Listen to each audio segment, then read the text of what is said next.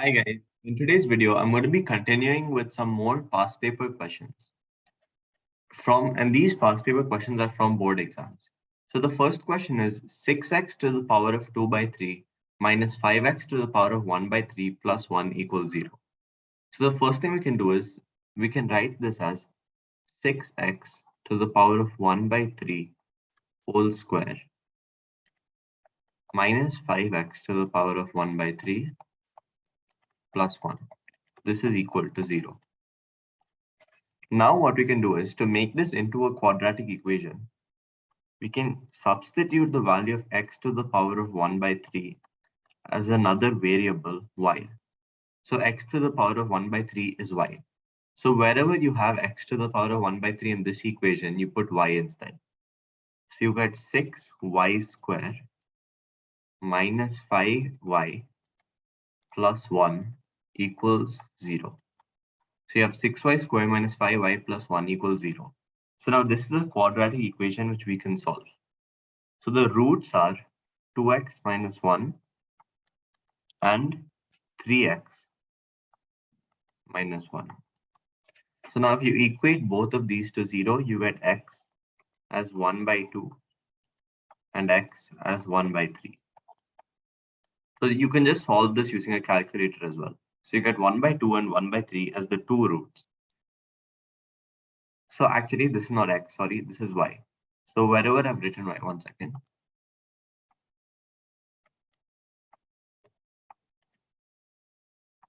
So you have 2y minus 1 and 3y minus 1 and y equals 1 by 2 and y equals 1 by 3.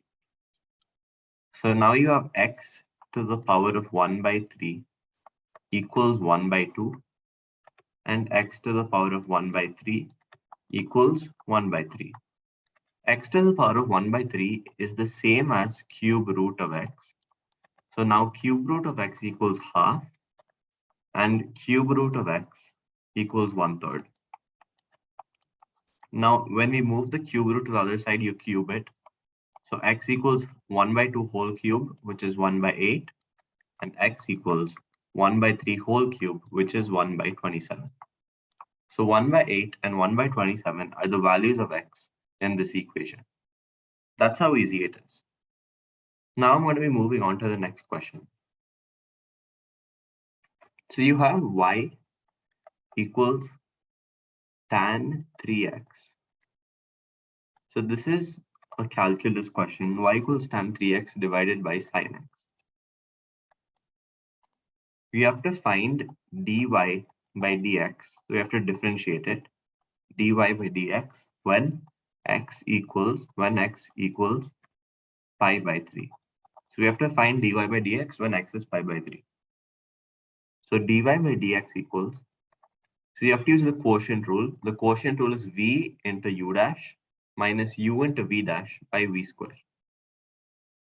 So v is sin x into u dash. Tan x is sec square x, but using chain rule, we get it as 3 sec square 3x minus cos x into tan 3x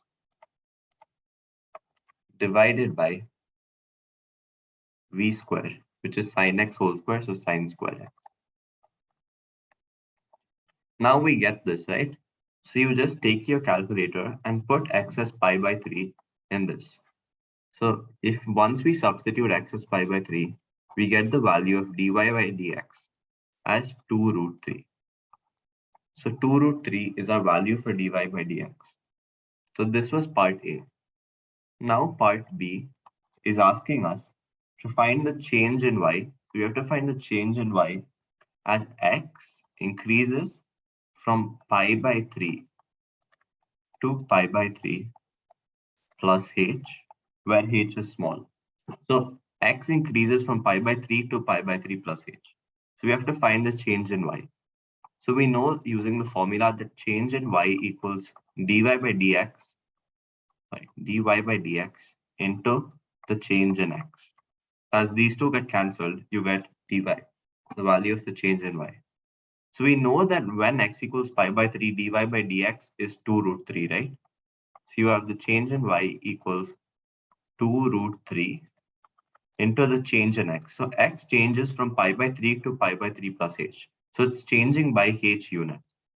So it's into h. So hence, the change in y is 2h root 3. That's how easy it is. So now let's move on to the next question. The next question is a question on arithmetic series and sequences.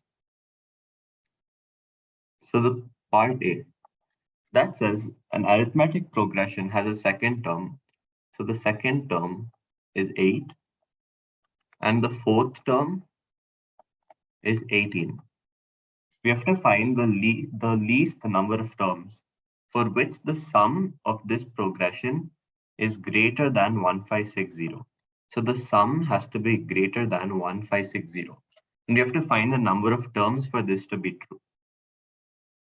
So the second term can be written as the first term plus the common difference. So u1 plus d equals 8. And the fourth can be written as the first term plus 3 times the common difference. So that is equal to 18. Now we have a pair of simultaneous equations, so we can solve this and find the value of u1 and d. So we have u1 equals 8 minus d. So we substitute it here, we get 8 minus d plus 3d equals 18. So we get 8 plus 2d equals 18. 8 plus 2d equals 18. So 2d is 10, so the value of d is 5. Now if we substitute d here, you get u1 is 8 minus 5, so that is 3. So now we got the value of u1 and d. So u1 is 3 and d is 5. Now we have to use the sum of n terms formula. The sum of n terms is n by 2 into 2u1 plus n minus 1 into d. So this is the formula. So it has to be greater than 1560. So we make this value as 1560. So we have to find the number of terms. So we have to find n. N by 2 into u1 is 3. So 2 into 3 is 6 plus n minus 1 into 5. So now this becomes 1560 into 2 equals n into 6 plus 5n minus 5. I'm just opening up this bracket, 6 plus 5n minus 5. So 1560 times 2 is 3120. So 3120 equals n into 1 plus 5n. So now if we expand this, we can get a quadratic equation.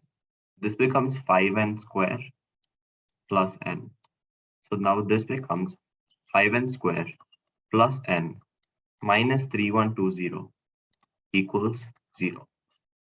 So now if we use our calculator and solve this quadratic equation, we get n as 24.9. And it has to be greater than 1560. So n can be written as 25. So 25 terms are needed for the sum of n to be greater than 1560. So 25 is our answer. Now let's move on to the second part. The second part says another geometric progression has a sum of infinity. So the sum of infinity is 72. The sum of the first three terms of this progression is 338. So the sum of the first three terms is 333 by 8.